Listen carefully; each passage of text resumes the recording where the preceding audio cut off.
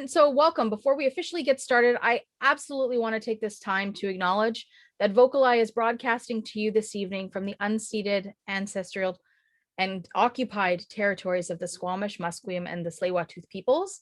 And we're all joining together this evening through this magical Zoom platform. And I certainly invite you all to take an opportunity to acknowledge the lands that you're each settled on. It's important work that we do, and I truly feel honored to live, to work, and to play on these lands. I specifically here in what is known as colonial North Vancouver is Squamish Nation territory. And I actually got out today to do a little, it was a short walk, but a little walk, and just spend some time in nature and feeling the power of the environment around me. So that was lovely. For those who don't know me, my name is Amy. I'm the Community Outreach Coordinator for VocalEye Descriptive Art Society and your host for this evening. Well, I suppose I'm your host every Wednesday evening, but certainly tonight I am your host. I am here, I am present, and it's Wednesday, March the 31st. So welcome everybody. We're celebrating our 39th virtual VocalEye with tonight's performance of Raising Stanley, Life with Tulia. By Kim Kilpatrick. And so I'm going to invite Kim up in just a moment. But before I do that, I want to just let everybody know that next week, which is April the 7th, VocalEye is going to have a day off. It's kind of our Easter holiday, our long weekend holiday. So we won't have programming on April the 7th, but we will be back on April the 14th with a documentary called Shameless, The Art of Disability, which follows Canadian artists with disabilities from across Canada. And it was filmed back in 2006 and is available with description. And we're going to have a couple of guests from the documentary on the show. So that's really something to look forward on April the 14th. So, without further ado, and I don't want to belabor the point any longer, I want to just invite Kim into the space. So Kim Kilpatrick, my friend, where are you? Where am I? I am in Ottawa, Ontario. There you are. There you are. With my dog. Welcome. Awesome. I would expect no less. And your hot chocolate, as you mentioned in the social. And my hot chocolate. Yes, indeed.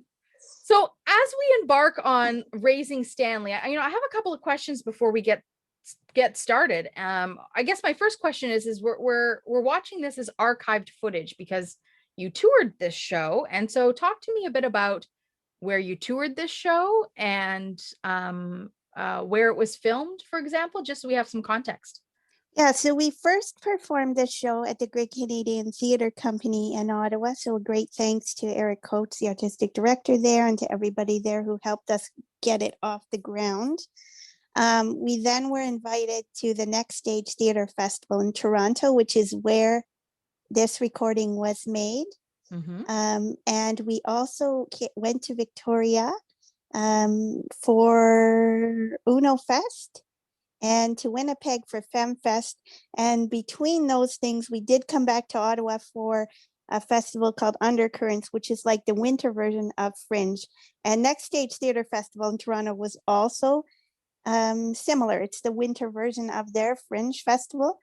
And we had been hoping to go to other places, and we still are hoping that when this is all behind us, all the pandemic craziness is over.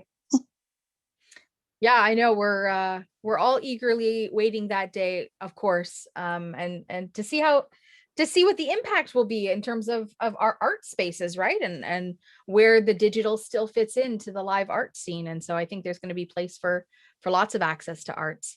Okay, so this is archived footage. So sometimes I guess that kind of means that it wasn't filmed necessarily for entertainment value, but filmed for archival value.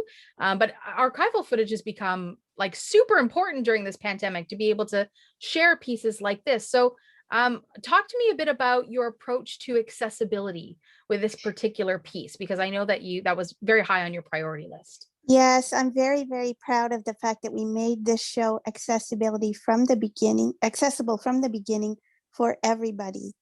So at first we talked about having, only the blind, low vision folks hear the audio description, but everybody hears the audio description. Mm-hmm. Everybody that can see would see the captioning. So there's captioning for the audio description. And in this particular performance, we had 2 ASL interpreters The deaf ASL interpreter was on the stage with me, which apparently is what is the most politically correct to do, and have a hearing interpreter sign to the deaf interpreter who interprets to deaf people in the audience. So she was on stage with me, and we didn't have every single show done with ASL, but we always had some ASL everywhere we went. We tried to have at least one show ASL. Yeah. In this show in Toronto, we did have a relaxed performance where the lights were up a bit, and people could move around if they needed to do that. We just said, please don't come on stage and pat the dog, but other than that, you can move about. We always had large print programs, no small print programs. We only printed large print and Braille programs at all of our shows. And I think that, and the music that Angela composed, so Angela's here tonight, a big shout out to her, and Karen Bailey, who is the artist who made the paintings and was a puppy raiser. And also just want to acknowledge that Karen, the other Karen who raised Tulia, and Debbie who raised Gia are here tonight. So two of my wonderful puppy raiser people. So we can't be without them. So so Angela composed music, and we thought it would just be a little tiny bits of music to bridge between the stories and the audio description. But she wrote amazing mood creating pieces of music, which sort of give you the feel of the paintings, the feel of the mood of the paintings. So she's very brilliant at that. And we had a videographer, Trudy, who created the video with all the pictures, the way they are. So the pictures, when you imagine you're here in a theater, I would walk onto stage with Tulia guiding me beforehand, put her on her bed. So she has a bed that's called her stage bed, which she loved so much that now it's her actual bed in my bedroom. It's not a stage bed anymore. We have another stage bed that travels more easily than this one. But and I would then sit on a stool beside her with my cane. So I was closer to her level. But on the stage, there was a big screen behind me that projects the picture. So it's taller than me, a lot taller than me, maybe twice the size of me, to project the pictures and the audio description. And there would be two chairs on stage. So I kind of migrated between the two chairs, and this middle part that's carpet, little carpet piece in the middle. One chair is kind of like the home chair, and the other chair is a little bit like the guide dog school chair, but not necessarily. But there's two chairs, and there are times when I walk between the chairs or walk from one chair to the middle. Once Tulia is on her bed, she doesn't get up until the end, so we didn't have her work on stage, but she is wearing a harness on her bed. And we figured that at the beginning we had a Tulia chair. So we had one of us sitting, not me, a Karen usually, or my mom, sitting just at the edge of the stage in case she decided to jump up and come and see someone or something, that they could bring her back and I didn't have to think about it. But she didn't do that. She was a consummate professional. She's a born star, is she? Absolutely. Yeah, absolutely. She is. So we got to make sure when we get to talking about guide dog training that we tell our schools we need to train our dogs to be actors. Well, I did actually, when I put in my application for a retrain, which I'm waiting for still, it's been like a long time, a year and a half or something, that I did say they need to be on stage where they settle there and don't, do what we need them to do, because I can't be worrying about her when I'm performing. Yes. So yes, she was, and I used dog treats to get her up at the end, because when we first were doing it, she was so sound asleep. Sometimes I was sort of pulling her, so come on. So we taped dog treats underneath a stool beside me, and she knew by the music. Even she started to know by the music. Oh, I got to get up now. We're going to go to the middle and then get my treats. So that worked really well to get her going at the end. The magic of food reward, right? Yeah, absolutely. Yeah, absolutely. Awesome.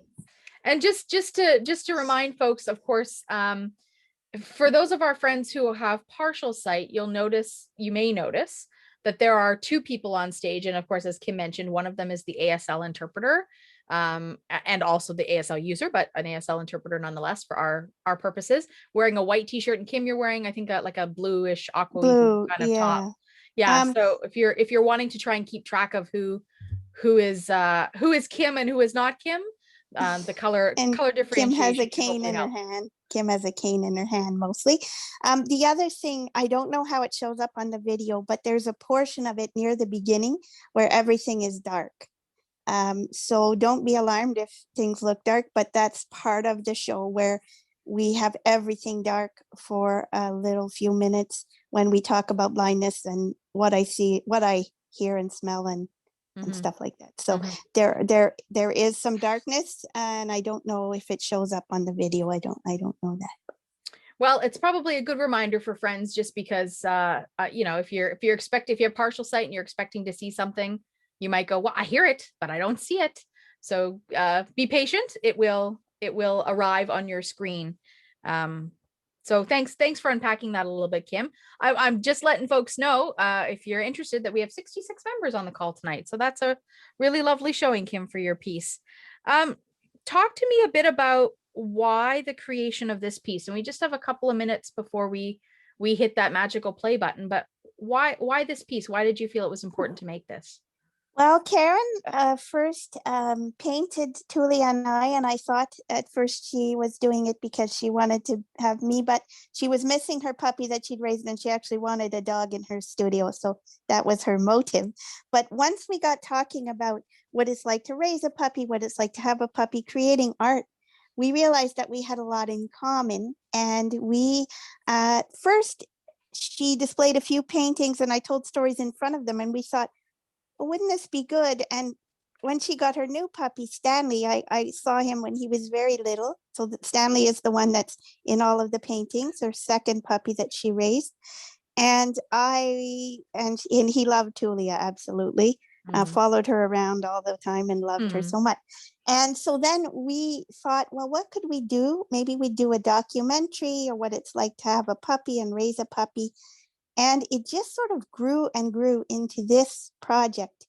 I think we underestimate the role that the puppy raisers play in our lives, and we really owe a lot to them, but they also learned from us. So I think Karen was probably a better puppy raiser because she understood what it's like to have a working guide. So I think that that we're both creative people using different mediums, and that we both have a passion for guide dogs. I think it helped tell the story from that sort of multitude of perspectives, and I learned a lot from knowing more about painting and theater and all of these things that I learned. And I can't speak for Karen, but I'm imagining she learned a lot about guide dog handlers and blind people and storytelling, etc. So it was just wonderful to work with all the ladies, and it was pretty much all ladies.